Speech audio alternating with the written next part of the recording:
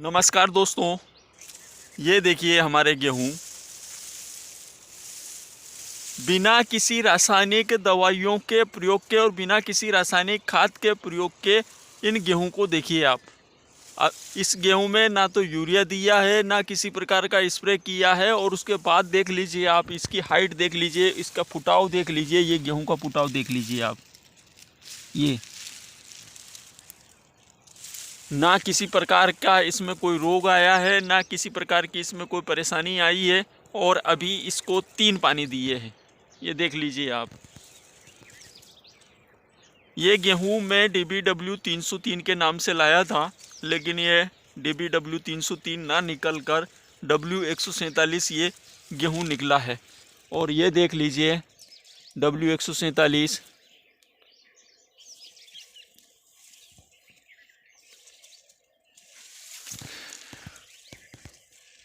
और इस गेहूं की खासियत ये है, क्योंकि इसमें से मैं जो गेहूं लाया था उसमें से कुछ गेहूं मैंने पिसवा कर उसकी रोटियां बनवाई है।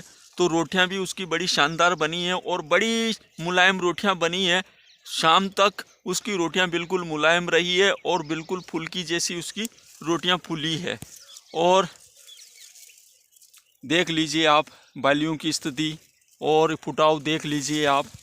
और एक ही गेहूं में नहीं, ये सारे गेहूं में आप फुटाव देख लीजिए।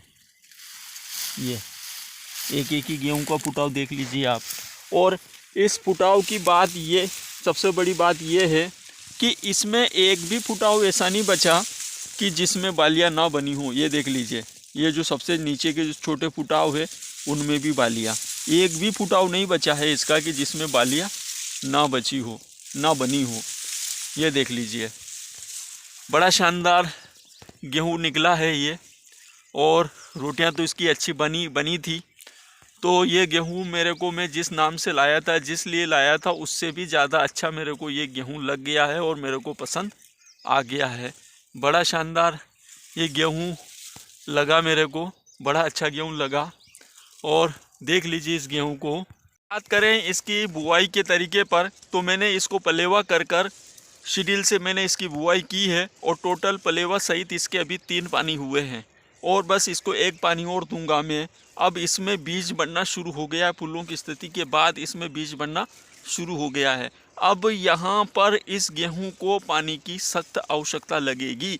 तो आज का जो हमारा वीडियो है वो वीडियो इसी बात को लेकर है कि गेहूं में हम आखिरी पानी कब दें और किस स्थिति में गेहूं को पानी की सबसे ज़्यादा आवश्यकता होती है। तो करते हैं दोस्तों वीडियो शुरू।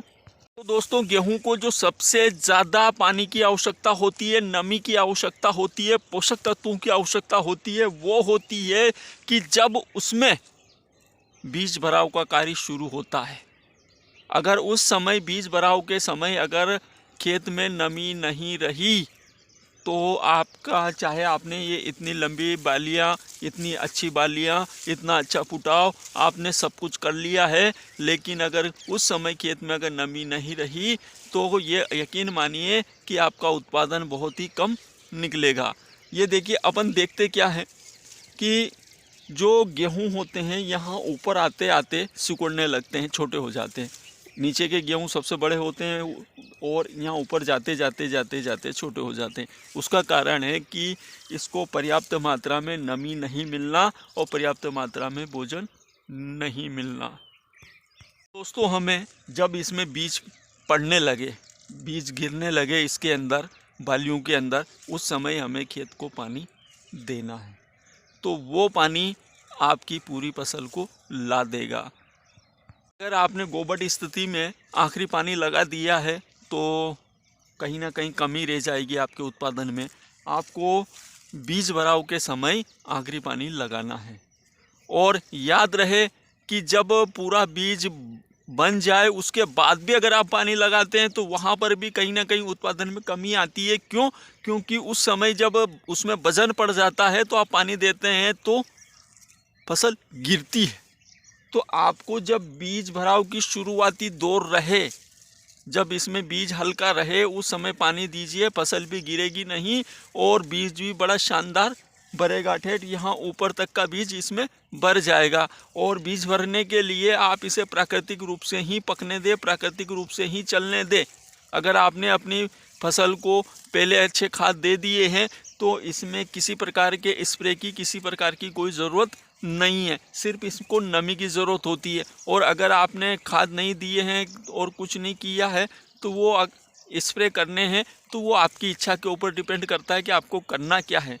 क्योंकि मैंने तो ये घर के खाने के लिए गेहूँ लगाए हैं तो मैं इसमें किसी प्रकार के कोई रासायनिक दवाइयों का इस्तेमाल नहीं करूँगा। मैंने यहाँ तक कि इसमें यूरिया का भी उपयोग नहीं किया है। साथ में हमें एक बात का और ध्यान रखना है कि हमें जो सिंचाई है, सिंचाई या तो सुबह शाम करना है, सुबह 9-10 बजे तक, और उधर शाम के समय 5-6 बजे के बाद 8-9 बजे तक, जिस समय हवाएं ना चलें और मौसम खुला देख लें कि जब मौसम खुला रहे उसी समय आप सिंचाइयाँ करें। मोबाइल पे सब कुछ आता है। अब वो जो वेदर क्या होता है, वो मौसम का हालचाल जानने का ऐप या कुछ चीज़ मौसम की जानकारियाँ देखने के लिए कुछ ऐप होते हैं, तो उनमें आप मौसम देख लीजिए कि 2-4 दिन तक लगातार अगर मौसम खुला है तो ही आप अपनी फसल को पानी दीजिए। क्योंकि होता क्या है कि इस समय जो खेत की स्थिति क्या होती है, ऐसी हो जाती है, ये दरारें चल जाती है। ये देखिए पूरी उंगली मेरी अंदर चली गई,